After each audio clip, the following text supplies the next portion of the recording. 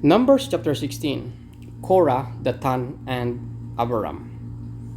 Korah, son of Izhar, the son of Kohath, the son of Levi, and certain Reubenites, Dathan and Abiram, sons of Eliab, and On, son of Pilet, became insolent and rose up against Moses. With them were 250 Israelite men, well-known community leaders who had been appointed members of the council. They came as a group to oppose Moses and Aaron and said to them, "You have gone too far. The whole community is holy, every one of them, and the Lord is with them. Why then you set yourselves above the Lord's assembly?" When Moses heard this, he fell face down. Then he said to Korah and all his followers, "In the morning the Lord will show who belongs to him and who is holy, and he will have that person come near him. The man he chooses, he will cause to come near him. You, Korah, and all your followers are to do this. Take censers, and tomorrow put burning coals and incense in them before the Lord. The man the Lord chooses will be the one who is holy. You Levites have gone too far." Moses also said to Korah, "Now listen, you Levites. Isn't it enough for you that God of Israel has separated you from the rest of the Israelite community and brought you near himself to do the work at the Lord's tabernacle and to stand before the community and minister to them? He has brought you and all your fellow Levites near himself, but now you are trying to get the priesthood too. It is against the Lord that you and all your followers have banded together. Who is Aaron that you should grumble against him?" Then Moses summoned Dathan and Abiram, the sons of Eliab. But they said, "We will not come. Isn't it enough that you have brought us up out of the land, flowing with milk and honey, to kill us in the wilderness? And now you also want the Lord is over us? Moreover, you have not brought us into the land flowing with milk and honey, or given us an inheritance of fields and vineyards. Do you want to treat these men like slaves?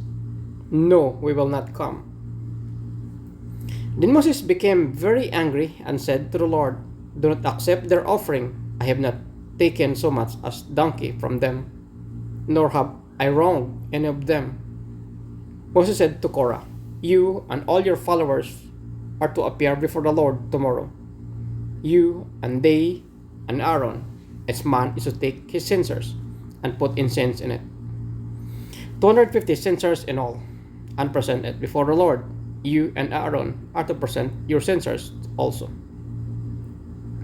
So each of them took his censers, put burning coals and incense in it, and stood with Moses and Aaron at the entrance to the tent of meeting.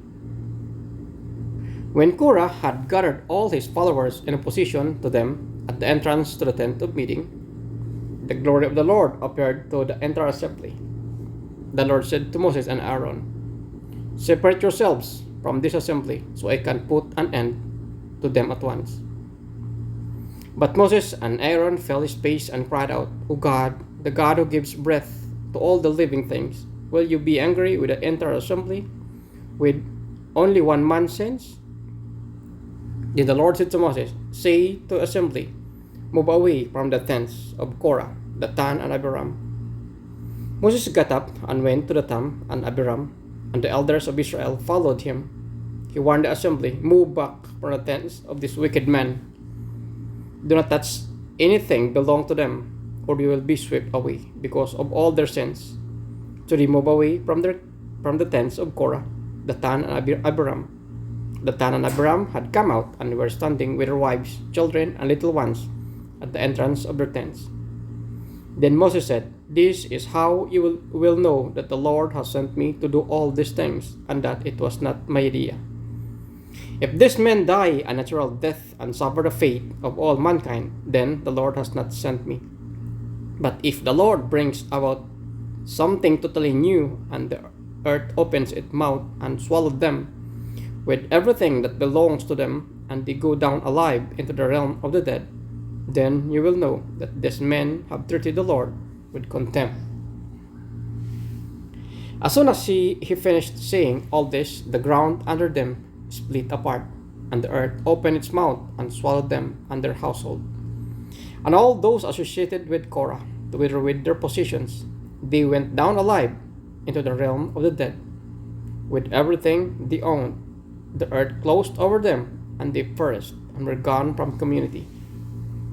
At their cries, all the Israelites around them fled, shouting, "The earth is going to swallow us too." The fire came out from the Lord and consumed the 250 men who were offering the incense. The Lord said to Moses, "Tell Eleazar, son of Aaron, the priest, to remove the censers from the charred remains and scatter the coals some distance away, for the censers are holy. The censers of the men who sinned at the cost of their lives hammered the censers into sheets of overlay the altar, for they were present before the Lord and have become holy. Let them be sign to the Israelites."